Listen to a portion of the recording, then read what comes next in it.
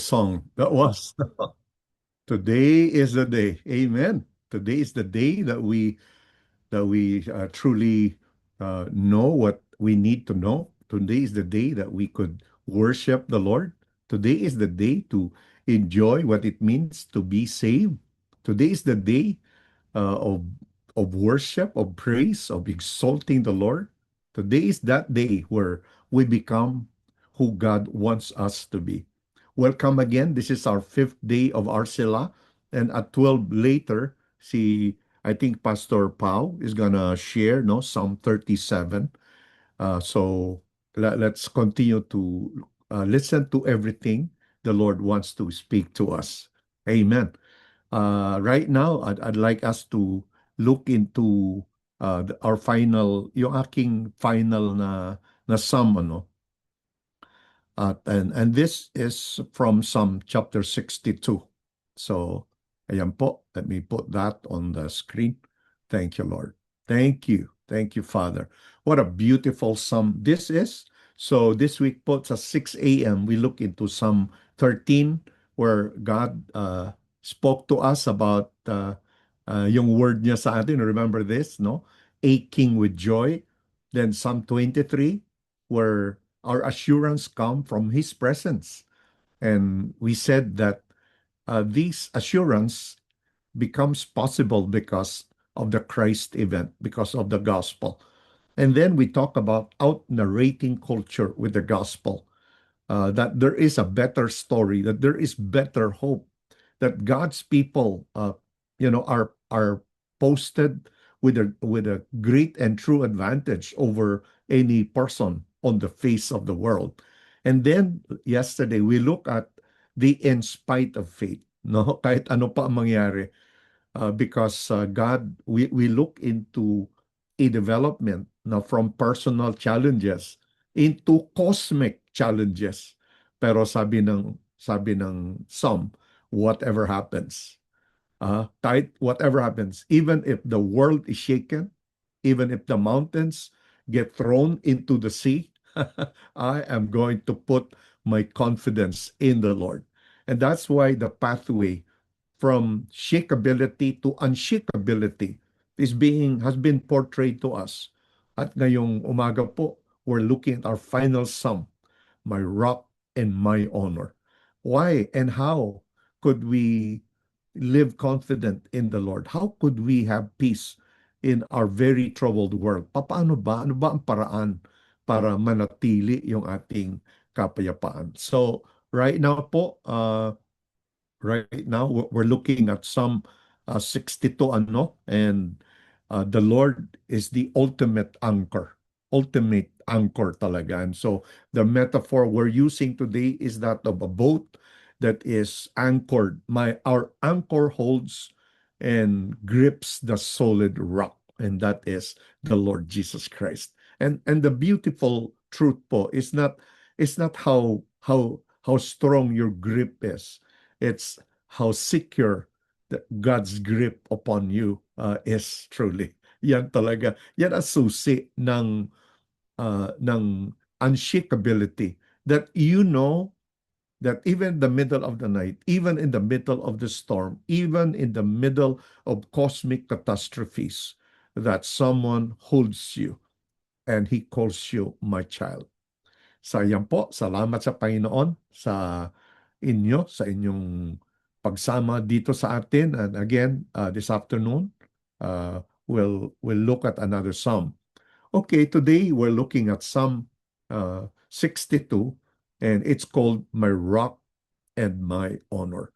Ito po, ang tanong po dito is, this psalm, so where do you find your ultimate security? Where do you get your sense of self-worth and dignity? Is it in your bank account, your career, or what others think of you? In Psalm 62, David cuts through all the subtle idols of our hearts and invites us to anchor our lives on the only foundation that cannot be shaken, God alone. Yeah, can you say that to yourself? God alone. God and God alone. Yeah, I used to sing that that song, no, when I was much younger. God and God alone. Siya lang yung aking pupurihin. Siya lang yung aking pagtitiwalaan. Siya lang yung aking foundation. Yan po. Thank you, Lord Jesus. So, uh, let me share first yung main point. Ano po yung main point ng Psalm 62? Uh, ang Psalm 62 po, it really tells us uh, yung it exemplifies an uncompromising declaration of trust when opposed, no? Itong psalmist is experiencing opposition. There are people who look down at him. There are people who, do not like him. And the psalmist po, it's attributed to David, no? Yung psalm is attributed to David, pero there is the word Giduthon kanina, one of the main musicians ni King David. He assigned him, no, along with Heman and along with other great singers, and he is in charge of this song. Imagine that, what a beautiful picture, you know. And again, dito si David writes a song and put into music, and led the choir being led by Jeduthun, which expresses uh, yung trust, no, in the midst of opposition, because na-discover yung true salvation, true security, and personal honor. They do not come from anywhere else but from God alone. That's verse 1 and 7, whose infinite power is exercised in unfailing love. Alam po natin na the root cause of insecurity, we've learned that a few days ago. The root cause of insecurity is that we aren't sure that God is good, that God loves us, that God really cares for us. Pero dito po is a very strong assertion that someone has discovered that love. Someone knows that God loves him, that God loves the nation, that God loves the people, and therefore the people need not worry. Okay? Ano po kasi ang problema natin? Ang human condition po is misplaced trust. That's the problem with many of us. We depend on career status, human approval, or accumulated resources or wealth to give us dignity and security. Sana po hindi tayo ganun, ano? But that we learn what God's speaking to us through this psalm. But how could we learn? Where do we get the cure, no? What could cure us? What could deliver us? Well, yung cure po, it comes from the gospel. On the cross, Jesus was stripped of all human status and publicly humiliated so that our true honor would be secured in God alone. Because at Calvary, God's power and unfailing love met to save us. Look at that po. Doon sa Calvary, yung power ni God, yung justice ni God, at saka yung unfailing love ni God. Mamaya po, you will learn that Hebrew word oz, no? Which refers to God's power, and of course yung kanyang kised, which is the unfailing covenant love ni God. When those two meet together, the result is going to be stability over your life. Amen? So ayan, let's look at the outline po ng Psalm, and makikita po natin yung tinatawag na symmetrical confidence. Okay? So yung first part po, yung verses 1 to 4, ito yung soul's quietness and the storm, no? May storm pero payapa pa rin. Payapa pa rin yung anak ng Panginoon. Alam po ninyo, one truth each of us must learn is this, na ang peace po doesn't mean the end of trouble, because peace is promised to us even while in trouble. Your joy, your strength, your stability, is not the absence of any trouble. You are not stable because there is no trouble. No, you are stable because of someone else, something else. Yan. we're going to be looking into that. Look at the first two verses po. First two verses, makita natin, waiting quietly on God as rock. Sabi niya, sa NIV, truly, my soul finds rest in God. My salvation comes from Him. Truly, He is my rock and my salvation. He is my fortress. There again, the word fortress. Remember what the Hebrew word fortress mean? It means elevated place. It means that God sets you in an elevated place, a hiding place, no? Where where the enemy cannot touch you. Yes, you may experience what's happening around, and yet because God sets you on an elevated place. The harm the enemy wants to inflict upon God's people will not happen because we are set in an elevated place. We have our fortress. Yan. And then he mentions yung enemies sa verse 3 and 4. How long will you assault me? Would all of you throw me down this leaning wall, this tottering fence? Surely they intend to topple me from lofty place. They take delight in lies.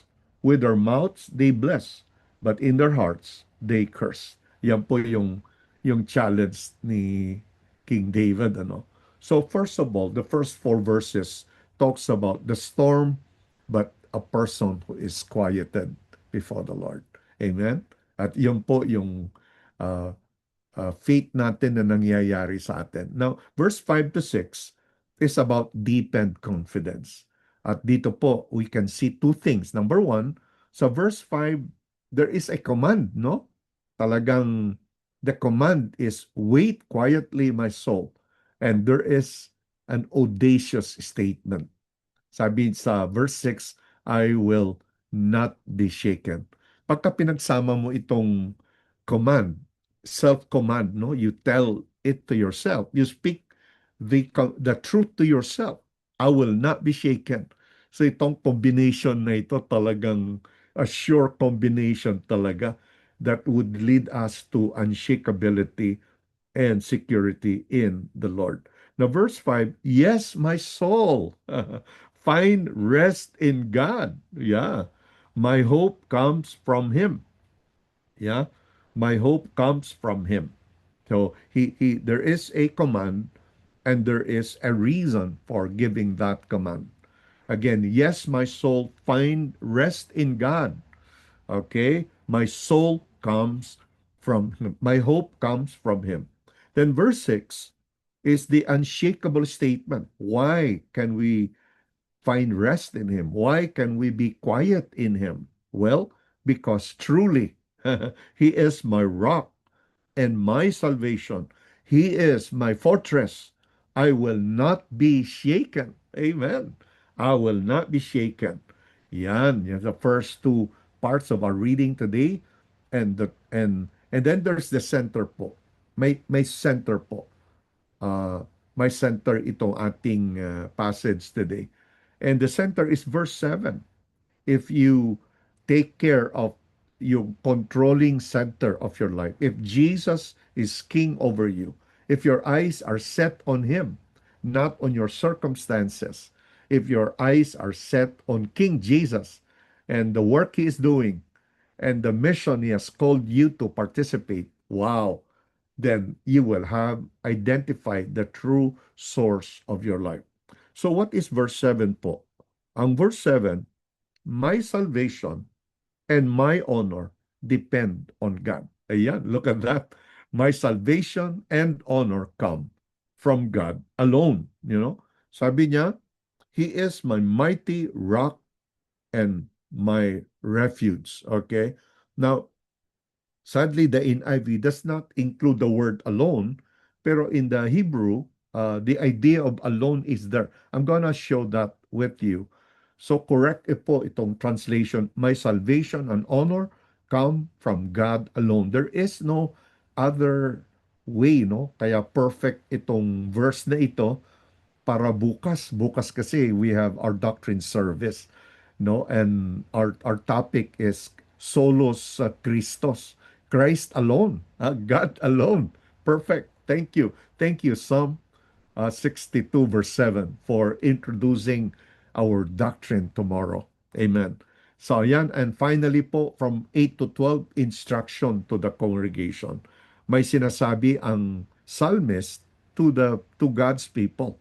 At kung pakikinggan natin ito, then we will have known what to do. Verse 8 po, exhortation to trust and pour out our hearts before the Lord. Trust in Him at all times. You people, pour out your hearts to Him, for God is our refuge. Then verse 9 to 10, the illusion of human status and wealth. Ito po yung the sad condition of the world, no? Because they lay their hopes and security on human status and wealth, and they will be disappointed. Sabi niya, surely the lowborn are but a breath. Ah, the highborn are but a lie. If weighed on a balance, they are nothing. Together, they are only a breath. Do not trust in extortion or put vain hope in stolen goods. Though your riches increase, do not set your heart on them. And then, yan po. And then, of course, the final anchor. Ito po, napakaganda po ang verse 11 and 12 because it defines to us what our final anchor is. So yung song, my anchor holds and grips the solid rock. Yan. And ano po yung anchor natin? It comes from Uz and Kesed. Yan po. Two Hebrew words that really mean so much for the people of God then and for you and myself even today. Sabi niya, one thing God has spoken, two things I have heard. Power belongs to you, God, and with you, Lord, is unfailing love. Those two phrases po. And you reward everyone according to what they have done. The word of the Lord for us today. Thank you, Lord. Just quickly po, let me just celebrate with you some of the special features po. The particle, yung act po, in verse 1, verse 2, verse 4, verse 5, verse 6, and 9, no? Talagang ito pong chapter na ito, it's filled with that particle act. And it really means alone, which some translation would express, ano, na our hope and security is in God alone. Kasi po, it emphasizes the exclusive sufficiency of God versus all false earthly substitutes. And another Hebrew word, dumia, which means quietness. Quietness. Instead of living in frantically, worried and talagang in chaos, instead of living that way, the people of God, they live rested, they live quietly. Okay, my soul waits quietly. And verse 5, an imperative command to oneself, let all that I am wait quietly. So when that imperative, we read the imperative kanina na wait, sabi niya, if another way to express that is to express it in an imperative way. Let all that I am wait quietly. It's not just a whatever kind of a longing, but let all that I am. And I think that's a good statement for all of us today. If you are worried, your mind, your heart, your emotions, your sleep gets affected, and everything else, you tell yourself, command yourself, let all that I am wait quietly before the Lord. And another word, the word a breath or vapor in verse 9, human status weighed on a scale is lighter than a single breath. Kung yung single breath, pagka huminga ka, tapos na, ganun din yung value, no? If you weigh yung human status saka wealth, the things that many today think are sources of their security, then it's kind of misplaced trust. because the only thing that will last forever, I mean, they're all temporary, but the only thing that will last forever is God's presence with us. Amen. And finally, the two twin attributes of God, us and Hesed, no? Us and Hesed, or Kesed, no? Ultimate power and unfailing love. Yan po yung two characteristics of God. And because of that, no? Because of that, we can rest in Him. Now, let me share with you three biblical truths. Ito po yung redeemed identity of God's people because of the gospel. Ayan, tingnan po natin. Una, true honor and dignity comes from God. Okay? Yung true honor and dignity. It doesn't come from wealth. It does not come from positions in society. It does not come from degrees and all of that. What car you drive, no? Where your home is, and what people write about it. I mean, your true honor and dignity. It does not come from that. Okay? But it comes from God alone. Sa verse 7 kanina, if you remember that, sa verse 7, the psalmist declared, my salvation and my honor depend on God alone. Yan.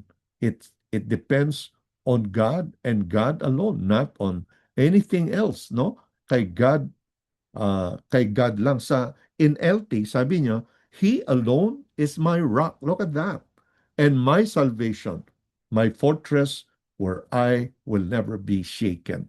Nakita po ninyo, from my observations, yung NLT, they try to express, no? Parang ang sabi natin minsan, ang NLT is more contemporary version, parang closer to the paraphrase, ano. Pero when it comes to expressing yung original meaning, the NLT does a pretty good job. So I highly recommend NLT to God's people. Contemporary English na, very close pa sa mga nuances ng original Bibles natin. Okay? So number one truth, true honor and dignity come from God. And of course, the cross redefines true dignity. Human status is a breath. Jesus was stripped and humiliated on the cross so that our true kabod is secured in God forever.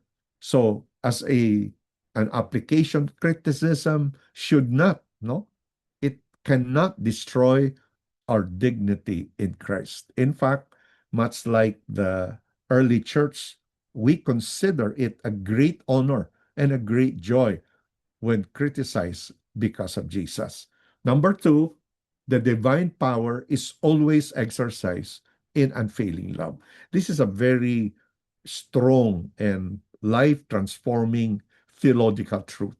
Yeah, the way that God exercises His power is is characterized by His unfailing love. It's motivated by unfailing love. Uh, it happens because of His unfailing love. The reason behind the exercise of God's power is because of His unfailing love. Kaya saan po natin nakita yung combination of power and unfailing love? Well, there is no other place to go but the cross. The cross is the place. Power and love meet at the cross. Alam po natin, power without kesed, uh, without loyal love, without Christ's love, leads to tyranny.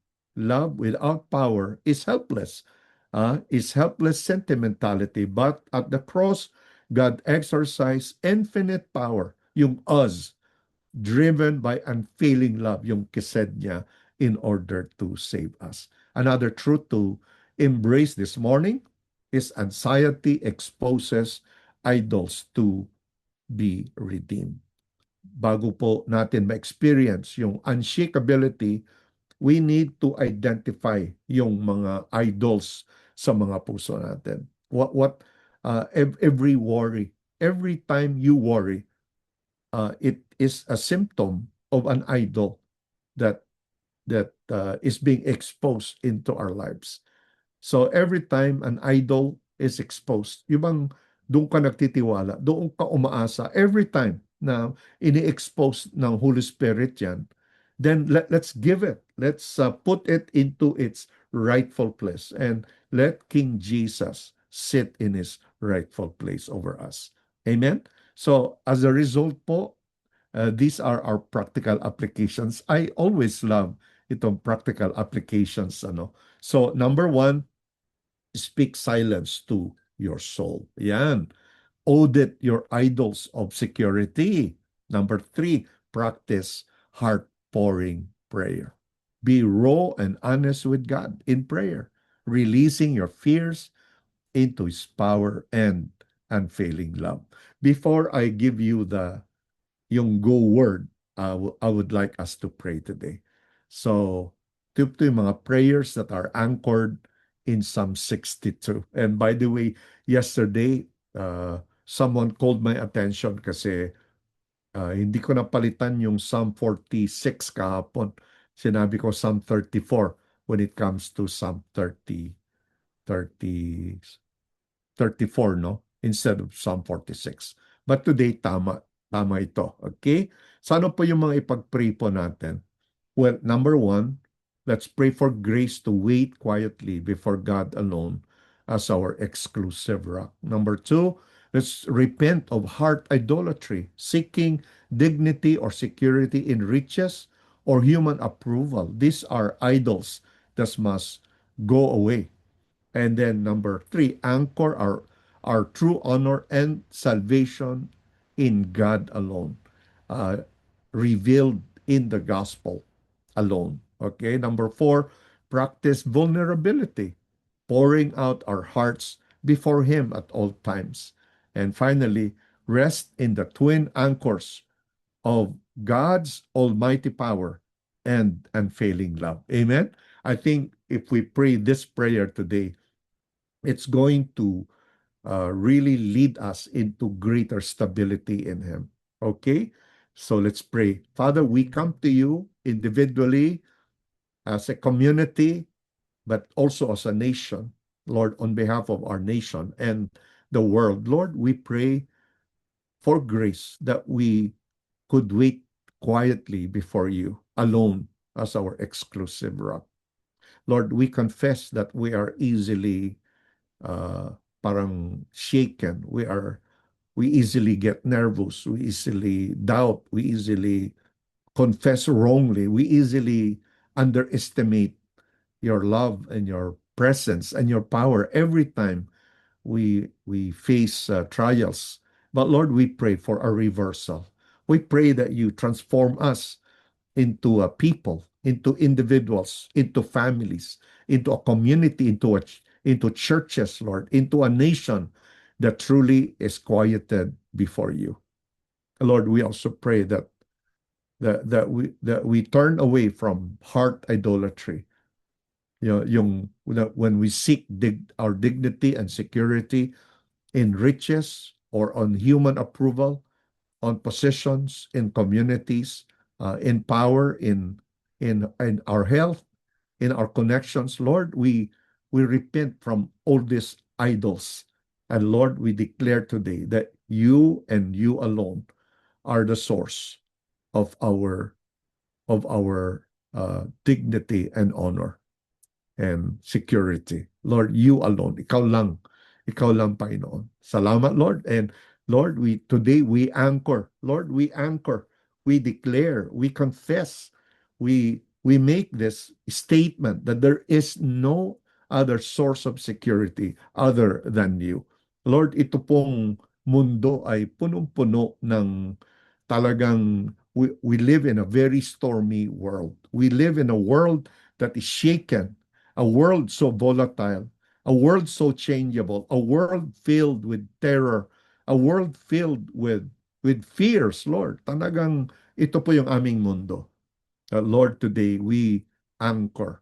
We set our anchor on the solid rock because of you, Lord, because of your great love, because of your great power, because of who you are, Lord, because of who we have become, of who we are now, because of the gospel.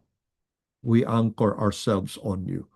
And Lord, we want to be vulnerable always in you because we now know that we are most strong. We are the strongest when we are at our weakest. When we admit our weakness, then we are truly strong. Oh, hallelujah. And Lord, today we rest in the twin towers, twin anchors of your character, your almighty power, yung Osmo, at saka yung love mo, yung kised mo. Thank you, Father. And Lord, we pray that itong prayers po na ito will be prayed by not only by us, but Lord, by more people, that more people will discover that there is nothing secure, there's nothing steady, there's nothing unchanging in our world. The world and its desires, they're all passing away. But the one who fears the Lord, the one who obeys the Lord, the one who values the Lord, they will never go away. They will not, they will remain forever. So, Lord, we chose to remain in you now and for the rest of our lives. Salamat, Panginoon. Thank you, Lord, for this great week of just knowing you. Amen. So here's the go word, mga loved ones. God alone. Now go and be a stabilizer. Go back into your homes, your workplaces, your families, and your communities as people who cannot be easily shaken. Drop your anxious hands. Stop striving. Quiet your soul and carry the unshakable peace of Jesus Christ into a weary and chaotic world. Go in His grace, anchored in God alone. And everybody said, Amen. Amen. Ayan po. So thank you for joining me with me again. See you po at 12 today with Pastor Pao in Jesus' name. Amen. Sige po, loved ones. Thank you. God bless.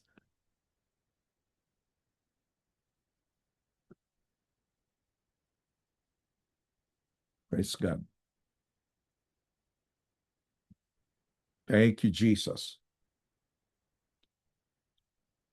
I'm Mia. We're good. Thank you, Lord. Thank you, Father. Again, thank you